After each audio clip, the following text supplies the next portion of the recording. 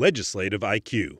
Increase your legislative intelligence with Florida's policy, budget, and campaign monitoring service. Subscribe today at legislativeiq.com.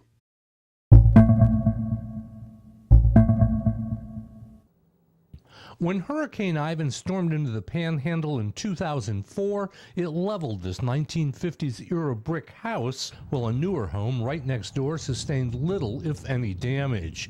The difference? Stronger building codes following Hurricane Andrew more than a decade before. House Bill 1021 is now on the governor's desk. Florida homebuilders push for the legislation, which they say streamlines future changes to the building code. It doesn't weaken the code in any way, shape, or form or fashion. All it does is change the process by which we adopt future changes. The legislation would allow Florida to pick and choose what new items it wants to add from the code.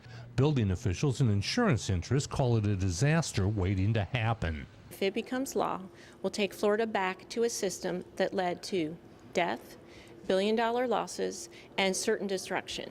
Home builders disagree. We cannot weaken water intrusion, cannot weaken wind loads. This isn't a streamlining, this is an abandonment. This is an abandonment of a system that has created the strongest building code in the country. If signed, opponents say the state would immediately lose a $60 million discount on flood insurance. The legislation contains about a dozen other changes to building and permitting laws that will force the governor to weigh the overall impact of the legislation.